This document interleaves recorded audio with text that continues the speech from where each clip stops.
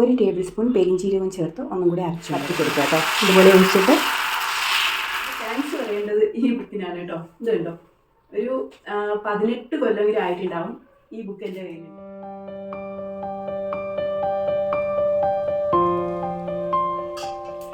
Hello, അപ്പോൾ എല്ലാവരും സുഖമായിരിക്കുന്നു എന്ന് കരുതുന്നു. ഇന്ന് ഞാനിവിടെ ഉണ്ടാക്കാൻ പോകുന്നത് ഒരു ദോശയാണ് കേട്ടോ. വളരെ എളുപ്പത്തിൽ തയ്യാറാക്കാവുന്ന ഒരു ദോശയാണ്, പക്ഷേ കുറച്ച് സ്പെഷ്യൽ ഉണ്ട്.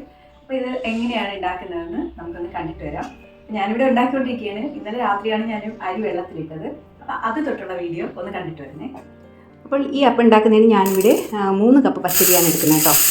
നിങ്ങൾക്ക് 1 2 എത്രയാണെന്ന് വെച്ച് കഴിഞ്ഞാൽ നിങ്ങളുടെ അളവിനനുസരിച്ചിട്ട് എടുക്കാം. എനിക്ക് കുറച്ച് കൂടുതൽ വേണമല്ലോ, അതുകൊണ്ടാണ് 3 കപ്പ് എടുക്കുന്നത്. അപ്പോൾ ഇത് 3.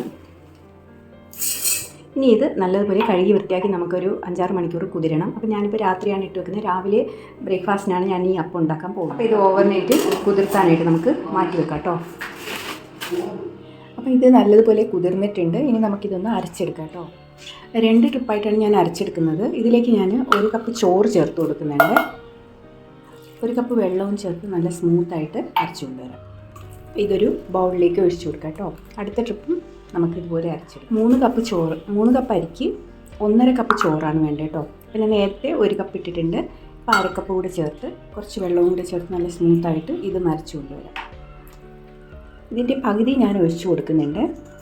പകുതി മാവിലേക്ക് നമുക്ക് 1 കപ്പ് തേങ്ങയും പിന്നെ കുറച്ച് ചെറിയ ഉള്ളിയും 1 ടേബിൾ സ്പൂൺ പെരിഞ്ചീരകം ചേർത്ത് ഒന്നും കൂടി അരച്ചു കൊണ്ടുവരാം കേട്ടോ. 1/2 കപ്പ് വെള്ളവും കൂടി ചേർക്കാം. ഇതൂടെ ഇതിലേക്ക് ചേർത്ത് കൊടുക്കാം കേട്ടോ.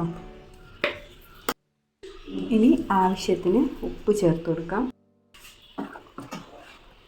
നല്ലതുപോലെ മിക്സ് ചെയ്ത് കൊടുത്ത് നമുക്കിത് ഉടനെ തന്നെ ഉണ്ടാക്കിയെടുക്കാം കേട്ടോ.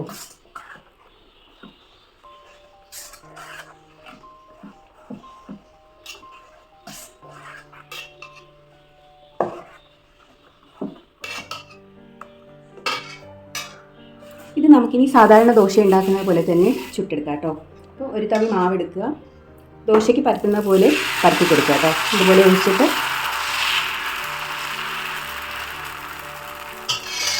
ഒരല്പം ഓയിൽ ചുറ്റിച്ച് കൊടുക്കുക. അപ്പോൾ നല്ല ടേസ്റ്റ് ഉണ്ടാവും. നമ്മൾ ഒരുപാട് അങ്ങോട്ട് ക്രിസ്പി ആക്കി എടുക്കില്ല കേട്ടോ. ഇതിനെ ഒരു മിനിറ്റ് ഇങ്ങനെ വെയിറ്റ് ചെയ്ത് കഴിഞ്ഞാൽ ഇത് പെട്ടെന്ന് വെന്ത് തുടങ്ങും. എന്നിട്ട് നമുക്കിതിനെ ഒന്ന് തിരിച്ചിടാം. നമുക്കിതിനെ ഒന്ന് തിരിച്ചിട്ട് കൊടുക്കാം കേട്ടോ. അപ്പോൾ നമ്മളുടെ ദോശ റെഡി ആയിട്ടുണ്ട്, കണ്ടില്ലേ. ഇതിനൊരു പ്രത്യേക ടേസ്റ്റാണ് കേട്ടോ. തേങ്ങയും ഈ പെരിഞ്ചീരവും ഒക്കെ ചേർക്കുന്നതുകൊണ്ട് ഒരു പ്രത്യേക ടേസ്റ്റാണ് കേട്ടോ. അപ്പോൾ ഇതുപോലെ എല്ലാ ദോശയും ഉണ്ടാക്കിയെടുക്കണം.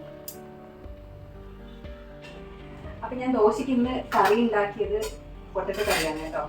പൊട്ടറ്റോ സബ്ജിയാണ് ഉണ്ടാക്കിയത്. നല്ല അടിപൊളി ടേസ്റ്റാണ് കേട്ടോ. ഇങ്ങനെ ഒന്ന് ട്രൈ ചെയ്ത് നോക്കണം. ഈ പെരിഞ്ചീരകത്തിൻ്റെ ഒക്കെ ടേസ്റ്റ് വരുമ്പോൾ ഒരു പ്രത്യേക രുചിയാണ്. പെരിഞ്ചീരകമൊക്കെ ചേർക്കുമ്പോഴേ സൂപ്പറാണ്.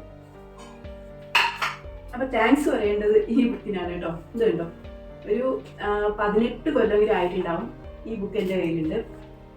ആക്ച്വലി ഇത് മലബാർ വിഭവങ്ങളാണ്. ഉമ്മി അബ്ദുള്ളയുടെ ഈ ബുക്കൊന്നും ഇപ്പോൾ അവൈലബിൾ അല്ല കേട്ടോ. നിങ്ങൾ ചോദിച്ചാലും കിട്ടാൻ വഴിയില്ല. ഇത് നോക്കിയാണ് ഞാൻ ഒരുപാട് കോഴിക്കോടൻ വിഭവങ്ങൾ ഉണ്ടാക്കാനായിട്ട് പഠിച്ചത്. വളരെ അനുഗ്രഹമായിട്ടുള്ളൊരു ബുക്കാണ്. അപ്പോൾ ഇതാണ് അവസ്ഥ. എന്നാലും ഞാൻ കൊണ്ടു നടക്കുന്നുണ്ട് കേട്ടോ.